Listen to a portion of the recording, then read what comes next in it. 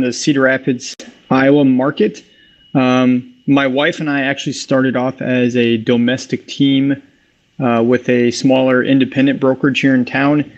And that was roughly 5 years ago. About 2 years ago, I'm actually hitting my 2-year anniversary on November 1st. We made the move to Exp Realty. And since then, my wife's actually split off. She's she's a loan officer now. So I'm more of a solo agent at this point. But my business typically consists of 40 to 50 transactions a year and somewhere between 8 and 10 million a year. So yeah, happy to be here, happy to share with everyone and looking forward to it. Thank you very much, Matt. All right, let's move on to Lisa. Good morning. My name is Lisa Kenyon. I am an independent agent in Polson, Montana, which is at the south end of Flathead Lake. I have been with EXP since March of 2017.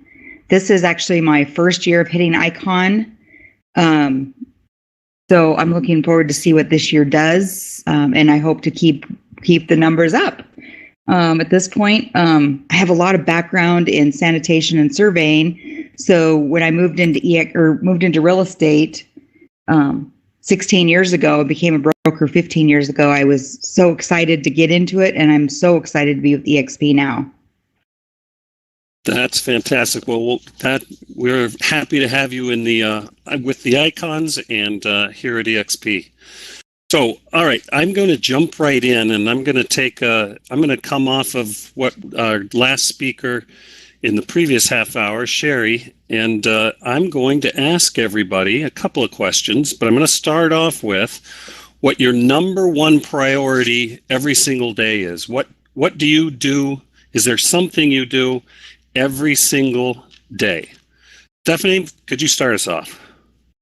Scheduling. You know, I have been a very structured individual, and I think that's what makes us most successful. I'm an early riser. Most people that know me know I'm up at about 4 a.m.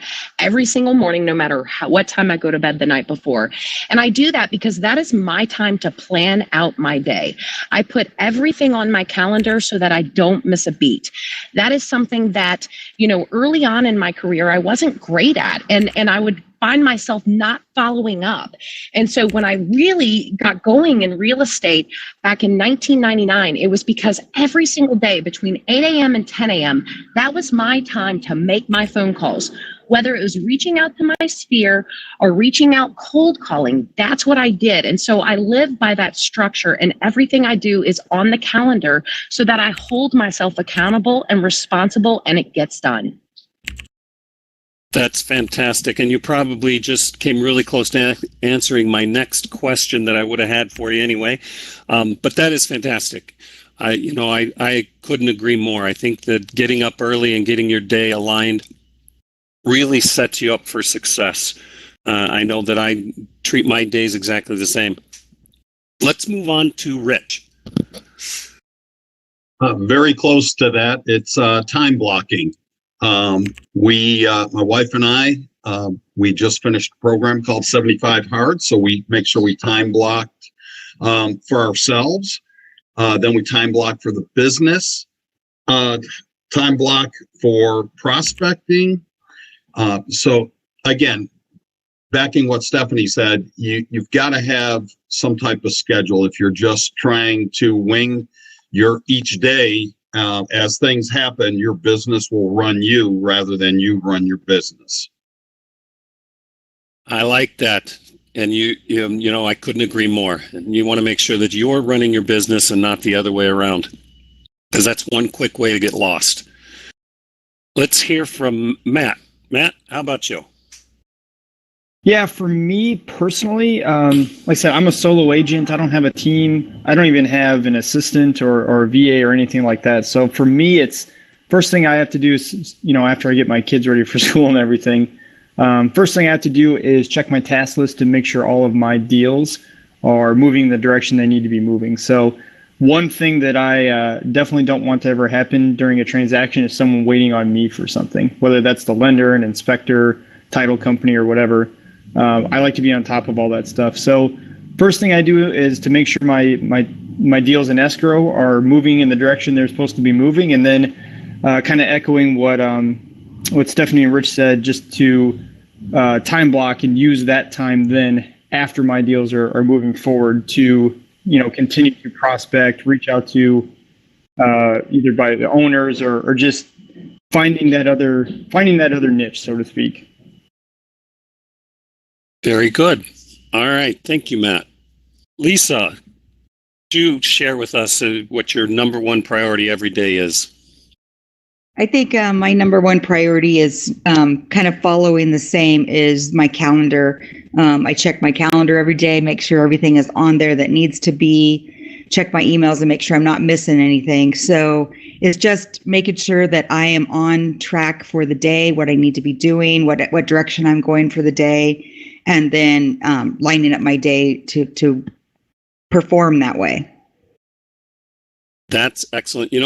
We're hearing here, obviously, we've got a theme going here, and that what's important is that we not only time block our day, but we manage our day so it doesn't manage us, and take care of what's the most important thing we can do on that day.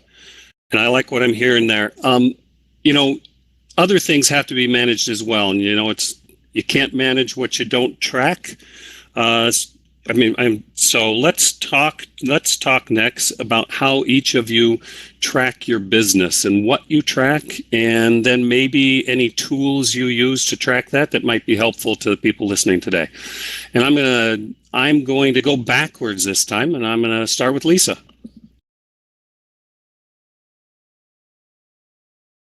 Oops, sorry. I just clicked wrong here. Can you repeat the question real quick? I'm sorry. Yep, no problem. So what we're looking is, how do you track your business? So what do you track? Do you use any tools, any tips that you can give anybody as far as tracking their business? I actually use the EXP tools. I love the enterprise tools because I can go in there and see what my business is doing numbers wise. I can see what's closing, what's going on behind the scenes. So I use enterprise a ton. KV Core, I'm actually trying to get a grasp on, and I'm sorry to say that I'm not good at that yet, but KV Core is something else I use. And I also, best thing I ever did was hire a bookkeeper to actually keep me on track on the numbers side and the legal side, so that all of my taxes are paid, all my bills are paid, everything is going in the direction I want to go, and nothing slips through the cracks, so I'm not in trouble with any government entities. Yeah, none of us want to get in trouble with any of the government, so that's excellent, and good move hiring somebody to do that. And I have to agree with you on say that EXP is the help that they have given us and what they supply to us has been absolutely fantastic. And you can track your business on just the tools that are out there. Matt, how about you? Yeah, kind of a little bit of the same. I utilize a lot of spreadsheets, one to track my business, to know what's coming in. I also track where that business is coming from, whether it was a EXP agent referral, a third-party referral, a personal friend, a by owner listing that I had converted. I typically track all of that because I want to know where those leads come from, because I want to know where my business comes from. Kind of right along with that is tracking my expenses. So it's important for me to track my expenses so I know the money that I'm spending is being spent properly, right? Because if I'm not spending the money, or I am spending the money and I'm not getting a return, I want to know that, right? So the tracking of where the spend is, in addition to where the business comes from, they kind of go hand in hand. So, and then just tracking my deals currently, because part of my goal setting every year to reach icon status, I got to know where I'm at, in terms of close to capping or how many deals after I cap. So I kind of keep an eye on a lot of that pretty darn closely. So I think that's led to me, a lot of my success just staying organized with that stuff. That's fantastic. Rich, any tools that you use? What do you use to track your business? I am an old-fashioned numbers person, so I use spreadsheets. I track what I gross on each transaction, what I net on each one, where did it come from, where am I month to month from year to year, so I'll know immediately, am I on pace where I was last year? Am I over last year? Am I over the year before? You can do that through through the tools that EXP does. But for me, I've got these sheets plastered right on my desk that I can look back and say, okay, we're up 2 transactions a month from last year, and last year was up 2 transactions a month from the year before. And then that also helps me for projections for the following year. Can we keep this trend, or are we seeing any changes? So, you got to know, if you're doing more work for the same amount of money, you got to look at your business. So I feel it's important to make sure that every year is more profitable than the next year, or the last year, I should say. That's fantastic. Yeah, I personally also use spreadsheets a lot, and think that using them properly can provide with a great deal of information. A question for you, Rich, how often do you review those? Every day. Good answer. I literally, every transaction, the day it closes, it goes on there. But it's a reminder to go, okay, you can't review it at the end of the month and wonder why you didn't hit your numbers. It's, I look at it, October the 2nd, let's say, and tell myself, okay, last year you did 7 or 8 transactions, or whatever that number is. Are we going to do it this year? The last. So to me, it doesn't matter. Stephanie, how about you? A lot of people back in the day would make fun of me when I would get up and speak about how I track and manage my business. But, 23 years in this industry, I've learned a lot by a lot of mistakes, right? We all go there. And there were years that I got so caught up on the number of units sold, the number of transactions sold, that I actually made less money than I did the year that I sold less units. And so what I started to do about 20 years ago is I would start the year with, here is what's in my business account. And everything I do, this is a real estate business, right? And so I have a business account where the expenses, the marketing, all of those things, and the commissions are coming into this one account. So I'm not commingling it with anything else that I've got going on in the world financially. And that way I can start January 1 with, okay, we have $200,000 in this budget. Team, here's where my account needs to be on the 3-month mark. Here's where it needs to be on the 6-month mark. So let's really look at the valuation, because you got to remember, I'm in business, a lot of commercial real estate. It's all about ROI. It's all about the EBITDA. It's all about that. And so that's how I've ran my business. And so, it was so nice and easy to be able to take a transaction, whether it, was industrial, or maybe it was a whole entire development, or whatever it might be, and be able to show a seller, well, here's why I charge the commission I charge, because this is what I spent on the last one. And I'm not in business to volunteer. This is a business, just like, sir, you're in business, or ma'am, you're in business. And I would always be able to do that. And so when I got rid of being caught up on the number of transactions and really focused on the profitability per transaction, that's when I started making money. And that's when my team really started making money. And it also made my team really be cognizant of, how are we going to market it? What can we do to really get that ROI to be at the level that we're all in business here for? And to hold people accountable. And so that's how I run my business. I track everything, but the finances are number one, because if we're not making money, there was a year, Craig, I had 437 closings. I thought I was going to die at the end of the year. The next year, I did 117 and I made more money. And it's all because of the outlook. It's all about looking at the cost per transaction and is it worth it? And what can I charge? because this is what I want to make. Wow, that was some great stuff there. Stephanie, do you have any specific tools you use to track for your tracking?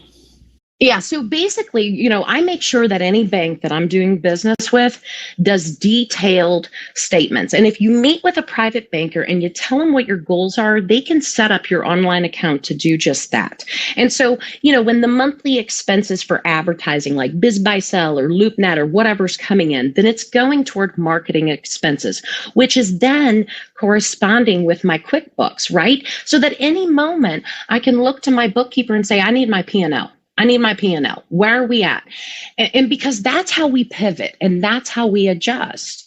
And that's also, again, how it's so easy to sit with that owner, that property owner, and say, yes, sir, I do charge 10%. Now, not everybody freak out because we're doing different types of transactions, but this is why we charge 10%, because this is what I expect to spend, because this is a like-kind property, just like this one. This is how long it took. This is how much we had to spend. This is my return on investment. If I can't make this amount of money on return, it's not worth me sitting here, sir.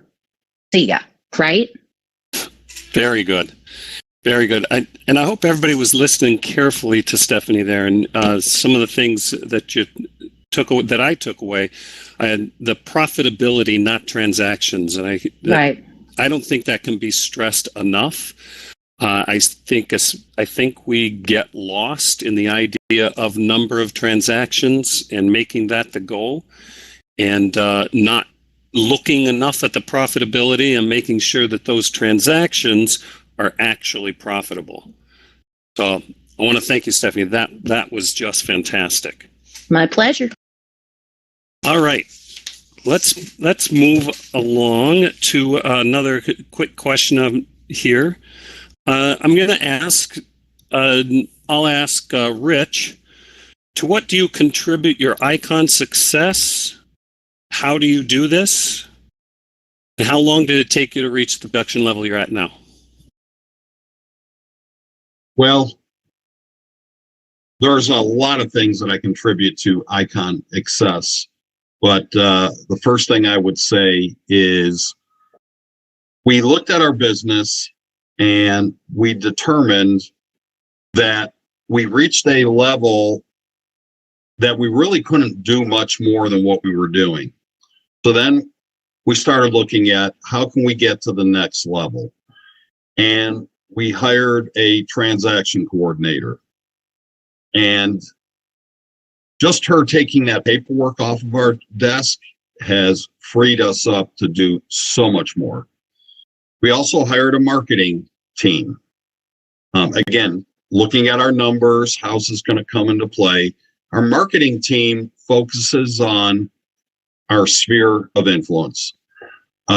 There's no better lead than a sphere. I realize there may be that lead out of the dark that, oh, here's $1 million listing. Yeah, that's few and far. But when people who usually have one or two real estate people on the top of their mind, and you're one of those two, and you get the opportunity, and I do feel the product that we have and we put out there for our clients is top of the line, and I look at the results that we're getting, it just motivates us to keep growing that sphere of influence. And our goal is to grow our sphere of influence by 200 people a year. So again, being a numbers person, we break that down to how many does that equate to each month that we're adding on there. And I'm not talking about somebody that we just met down the street, but somebody who we actually stopped, talked to, got their information, told them about us a little bit, found out about them, and now they're part of our marketing. So really building the sphere. When we first started, we had a sphere really of about 200 people, and we've been doing this now for a little over a year.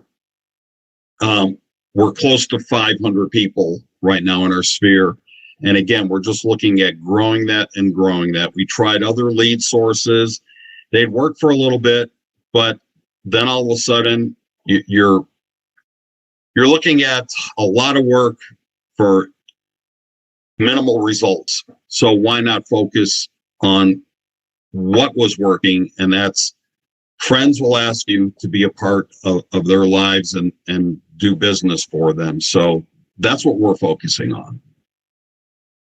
That's great. I can't agree more. The focusing on those people that have brought you business and that you know well, that's not only a great place to focus, but it sure makes the getting that business that they refer to you as a whole lot easier than the cold business. That's for sure.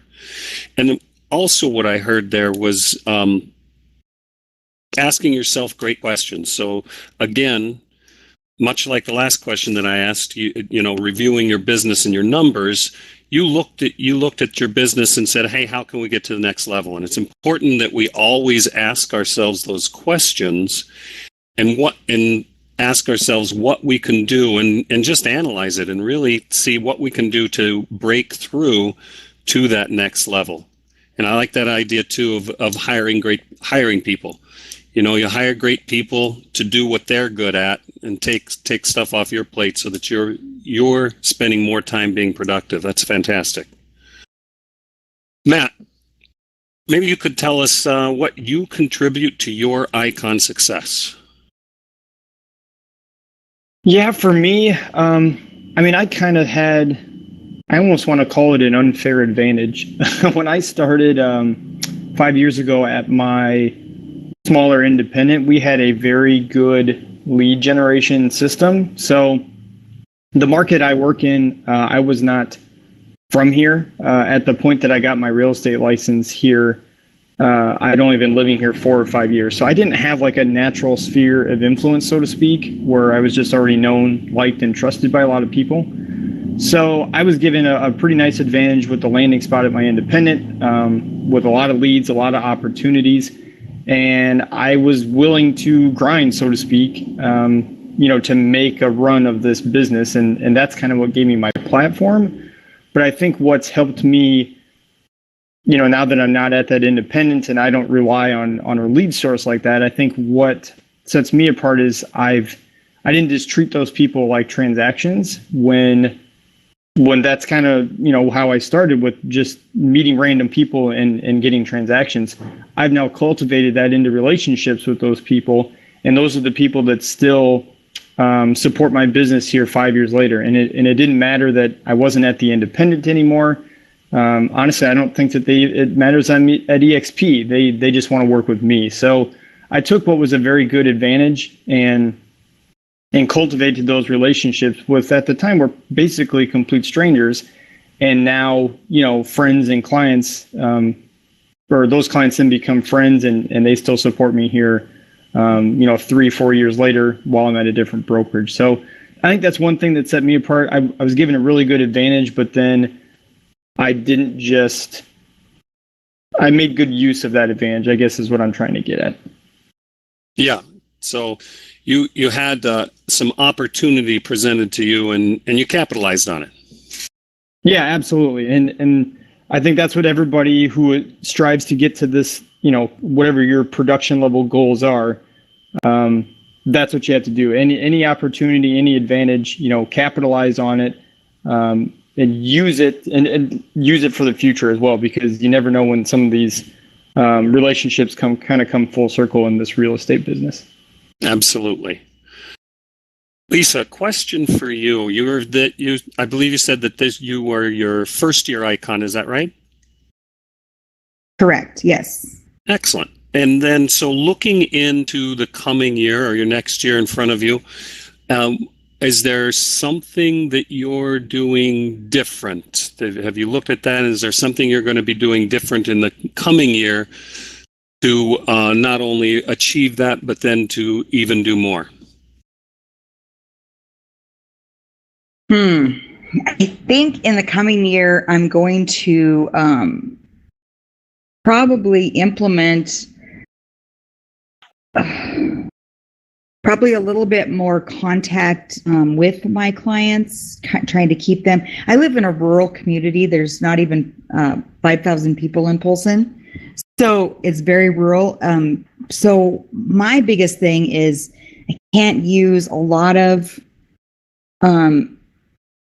the lead generation that we have available to us, because it doesn't seem to work as well here. So my biggest thing is relationships. So what I'm doing is, because of COVID, I still held monthly meetings. I still tried to keep all my agents that are in our group kind of together and excited. So I think I want to implement back to going into the community a little bit more and implementing the sphere that way to grow it. But I don't know what I can do differently except build on what I built on.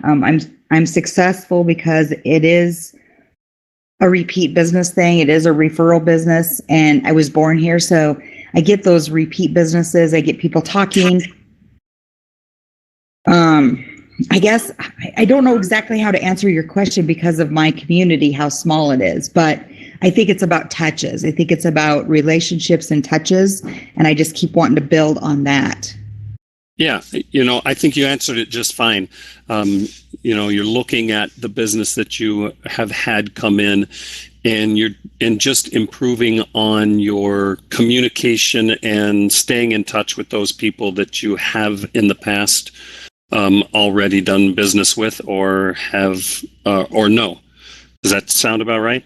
It does. It's exactly right. And you got to keep, in a small community, you got to keep your integrity and who you are and your face out there. But I mean, now after 16 years, you're like reselling houses again. It's weird. It's like you're going back through the same thing, but you have this small community. So now you're on the second or third time that you're reselling houses because of circumstances. And so it's amazing, but you got to keep the relationships there so they remember to come back to you. Absolutely. Stephanie, quick question for you. What do you contribute your success to? Craig, it's grit, it's grind. It's 100% commitment on everything that I do. I came into this industry right out of college, and I've never not been involved in real estate. And, you have to master your craft, right? You have to constantly educate. Another thing I do every single morning is I'm reading about the market around me. I'm reading about what is taking place in my community and surrounding, the trends. You got to stay in front of your people as well. I've spent 23 years building a brand that is extremely recognizable in my market. And the reason why it is that I still, have I have a database of, 70,000 plus people, that it's laughable, but they used to say, gosh, Stephanie, there's not a day that goes by that we don't hear something from you, whether it's social media, whether it's an email right into their email box, or whether it's me, delivering a phone call. Do I have time to do all that? Absolutely not. But that's where you implement systems to do those things for you. And, I can record a voicemail message and drop it out, to 20,000 people in a moment, and they feel like I got a special touch. And when they call back to have that conversation, they might get one of my team members, and more than likely they will get one of my team members. But that's, how we've continued to build upon that success, because if you're out of sight, you're out of their mind. And I don't know how many times in the 23 years I've been in this industry that I got lazy, or I didn't have the right staff person to keep in front of people. And I look and see that somebody's listed their property or their business, or they went and bought something. And I'm like, wait, you didn't call me? And they go, we forgot about you. And so I made a commitment many years back to never let that happen again, and to utilize the technologies that exist in this world to make our lives easy. But the client and the friends of the clients and the family of the clients still believe that you're there hustling every single minute of the day. And so that's what's important. Never let the success overcome you to where you don't feel like you need to still do those reach outs, because that's when you're going to get disappointed when you were forgotten about. Yeah, I couldn't agree more, Stephanie. That interestingly, last year, at the end of last year, I had some disappointments throughout the year of people that I didn't understand why they didn't call me and what happened there. And so I actually took a few minutes and did the numbers on what I felt I should have got. And this is not going on a listing appointment or something and I just got beat by somebody else. This is like what you're talking about. Somebody I've done business before that should have come back to me because we had a good experience. And then because I broke down and I didn't keep up that relationship, all of a sudden I find out that, they sold or they bought or whatever. And I totaled that up and it scared me. It scared me enough to say, well, we can't do that anymore. All right. Let's move on. Let's just ask everybody, and I think we've already got a sense of this, but I want to see what kind of answers we can get. And just ask people what you believe your secret sauce is. And Matt, I'm going to start with you. Yeah, I guess for me, it's just being consistent, right? If you continue to do the things that have made you successful, it's just consistently doing those things, staying on track. And that kind of goes back to the time blocking and everything, but it's not complicated. You just have to stay consistent in what you're doing and the things that, have been successful for you. I think the other thing for me, it's just a mindset. Like, I guess when I first got into this business, I had a lot of external motivations. One was to support my family, and the second was to leave the job that I was currently at. So I guess my secret sauce is just that mental effort that I have, the never give up, the won't fail attitude, as well as just being consistent with things that I know have gotten me to where I'm at today. So if you can implement just those two things, I think you'll see a lot of good results. Very good. Yeah. Can't say enough about consistency, and I guess my guess is we'll hear that some more. Lisa, how about you? What would you consider your secret sauce? I think I would say integrity in relationships, just being real with people, being honest and upfront, and just building on those relationships. I think that gets at least me a long way. I can look at myself every day in the mirror. I know I've did the best I can for my clients and my friends and my family, whoever I'm working with. So I would say, yeah, integrity and relationship. Very good. Rich, how about you? Secret sauce. I really would have to say putting our clients' needs first. There's a lot of salespeople out there, and people can see through that. If you're going on a listing appointment and you're just telling them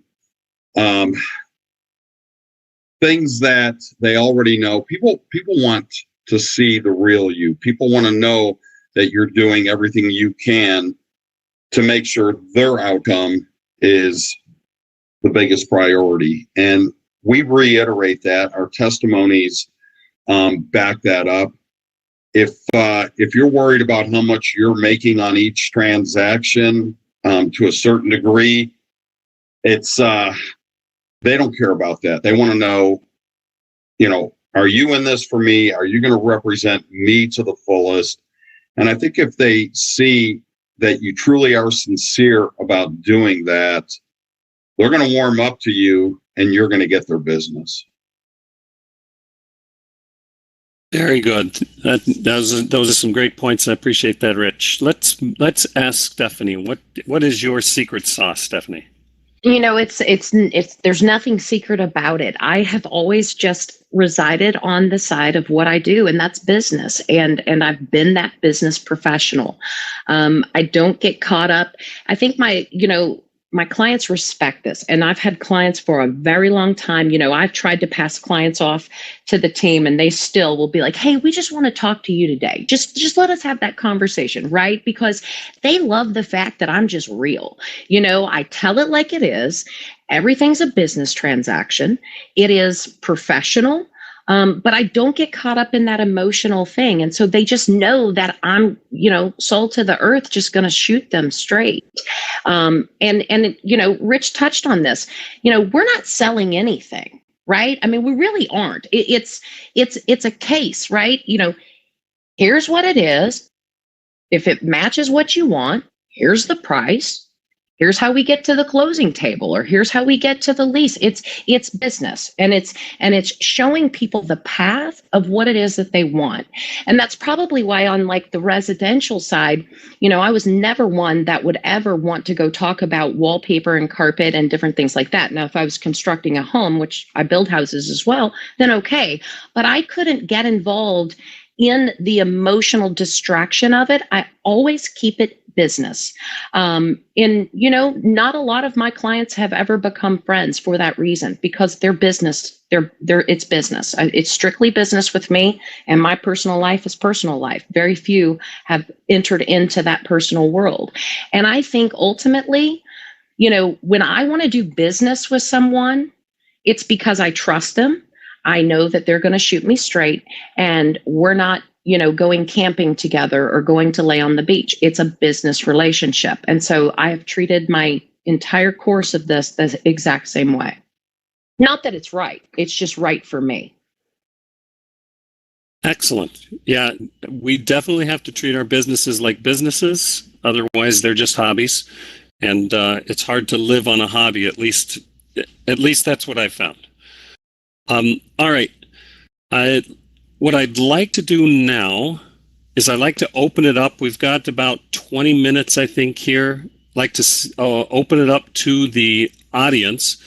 See if anybody, you can type in the chat down there to see if anybody has any questions that they'd like to ask, and you can ask it of the panel or a specific person.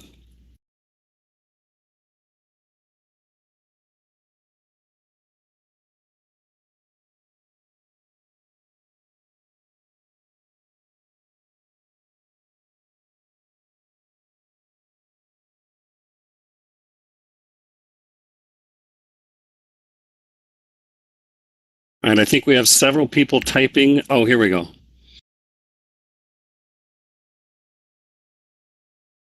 Amy, let's see. Is anybody using Folio for client management? Anybody on this group using Folio? No. No. No. I have to say I've never even heard of it, but Me too, Craig.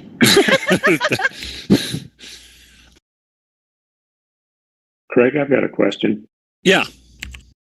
So do any of you work on agent attraction side of the business? Excellent question. I'll leave that open to the panel. Anybody want to jump in? Working on it, yes. Overly successful thus far? I guess depends what your definition of successful is. So, that's something that I've probably focused on. So I've been at EXP 2 years now. I did not focus on it at all in the first year. I was still learning the systems. Really wanted to hit ICON that first year, which I did. So I got some footing in that. So this last year is a time that I've probably focused on that more. I think I've probably sponsored 7 agents to EXP over the last 12 months. So it's been hard traction. I've tried a lot of different programs. I don't know. It seems to be very difficult in my market. I guess I don't know. My organization's about 9 people big. So it's something I'm working on. I'm open to suggestions or maybe hear other ICONs' success and attraction. Anybody in the audience from Kentucky? I don't know. Are there? I can't see anybody. Oh, there's Rip. Okay, so let me tell you all the story. So all we have in our lives are our reputations, right? And so when I was first approached about EXP and the whole revenue share and the attraction, side of it, in all honesty, I'm like, I'm just not a recruiter. I just, I don't believe that that's going to be my path. I want to utilize this platform to do what it does, and that's to scale and grow my business. But let's go back to what I said. All we have in this world is our reputation.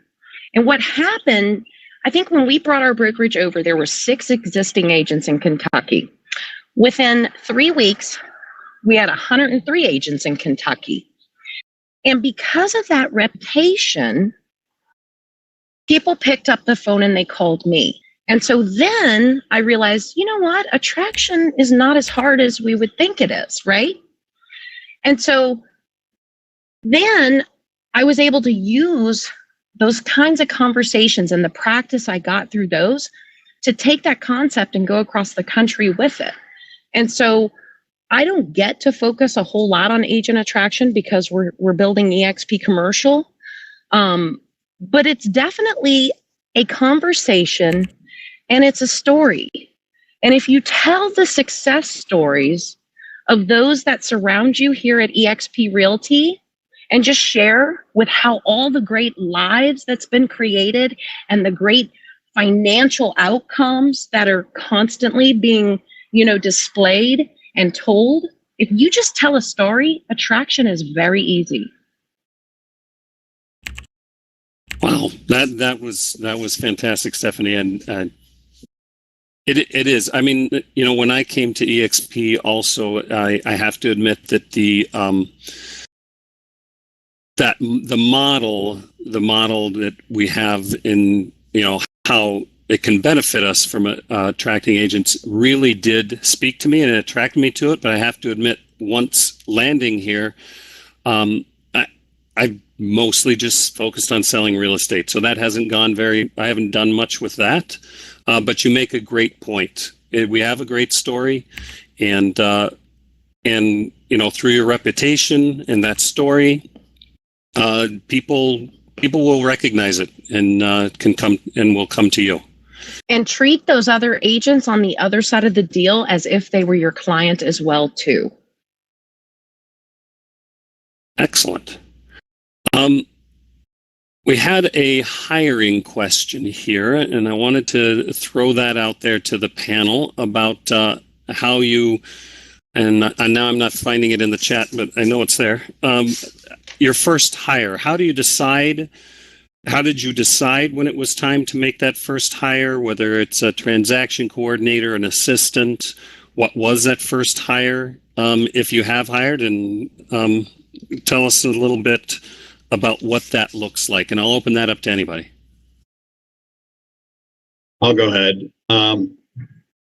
When we found that we were doing things that were not being productive for the business, that was maintaining the business, that's when we knew we can't go to the next level if we're going to continue where we're at. We did hire a transaction coordinator. It was amazing when going into that, I started tracking the hours, and it wasn't minutes. It literally was hours that I was spending doing paperwork.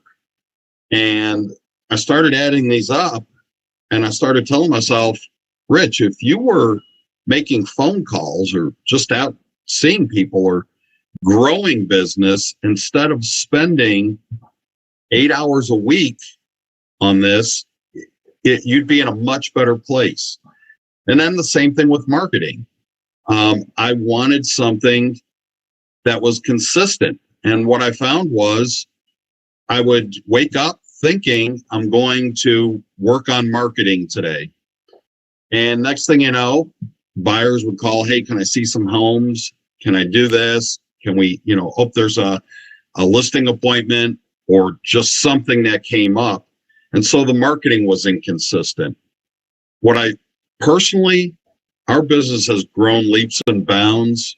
Number one, because we built a great platform. Right now, we are set up that it doesn't matter how much business we do, we have the tools to truly take it to the next level. And when we reach a point that we can't do any more business, then we're going to look at hiring buyer's agents, listing agents. When we first started, we were doing the opposite. We were focused on a buyer's agent. And that was absolutely, in my opinion, the wrong thing to do. All right. Yeah. I wasn't very long in the business before I realized that transactions were going to take up a lot of my time as well. And that to me just made the the most sense. Seems like the biggest piece of pie just to get somebody else to take care of. Anybody else want to weigh in on this one? I just have a question for Rich. Go ahead.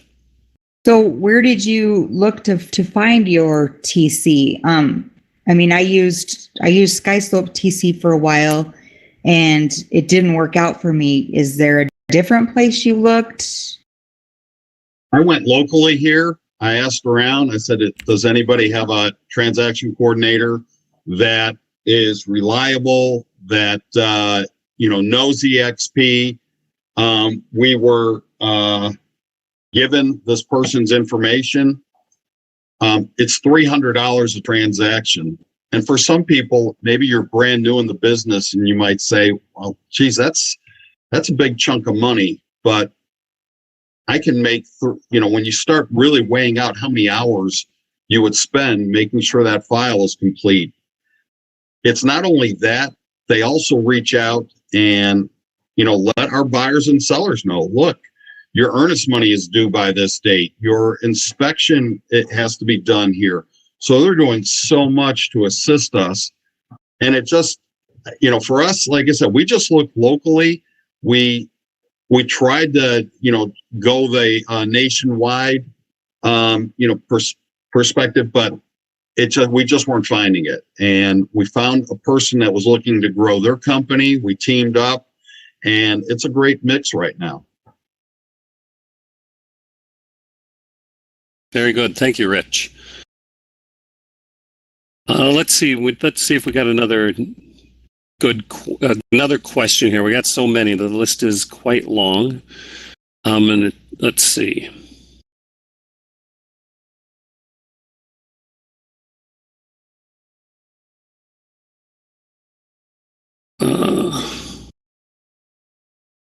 Okay, what is the best advice that you can give to build a brand? This is a new agent wanting to build a brand, how to get leads, how to start building a business, maybe what got each of you started, what you did in the beginning.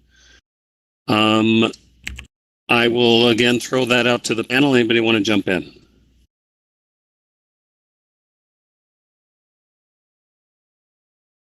Yeah, I'll jump in quick. I think one thing for us, and I said this word earlier, but it's consistent with our marketing. So, even though that we have, made a change from our independent broker to EXP, like we've tried to keep things consistent, even with my wife, branching off, all our marketing pieces were the two of us, right? Our team. But even since her branching off, we're still kind of a team. We just are under two separate entities now that she's a loan officer. So I think what's happened is we've just been consistent. The logos, everything looks the same, but maybe there's a tweak here with the colors, or we've tied my logo in or the EXP logo into what my wife is doing. So, people can tell we're different entities, but they can also tell that we're still one and the same. We're still the team that you worked with 4 years ago. We're just in a team that looks a little bit different structure. So consistency with that marketing, I think, has been a big thing for us anyways, especially as my wife's role has changed. Very good. Anybody else want to jump in on that one? Yeah, I'll be happy to. The brand, if you're a brand new agent, it's going to take you a little time to establish your brand. So let people know about the EXP brand. Be proud of it. Talk about it, that it's the best thing that you've ever come across. But be sincere about it. And after you've gotten your name out there to individuals, to communities, where they know you are a real estate agent, like I said before, people usually have on top of mind 1 or 2 agents that's going to be their go-to person. You have to do whatever it takes to make sure you're one of those 2. And a lot of times, if you are number 2, you're not going to have that opportunity because the person who was first in line is just doing that much better. So do not be a secret agent. Be out there, let everybody know I sell real estate. I would appreciate the opportunity. You can't expect their business, appreciate the opportunity to at least have a chance at their business. Thank you, Rich. Yeah, I have to jump in there and just say, I agree with both Matt and Rich, and I think what Matt's touched on a couple times, and that's just to be consistent. You need to be who you are, honest with people, talking to as many people as possible. That's key, because you do need to be top of mind, and that's probably, if I was to give advice, I'm giving advice to anybody, I would say that's one of the number one things I would say. You, and Stephanie touched on this as well, you need to be top of mind. I mean, people just need, when they think real estate, they need to think of you. And if they're not, then you need to spend some time thinking about how you can make that happen. We've had several questions about lead generation. And so I want to throw that out to the panel here. Is anybody doing anything specific for lead generation? We've heard a lot about working past clients and that kind of thing. Is anybody doing anything else for lead generation, and what does that look like?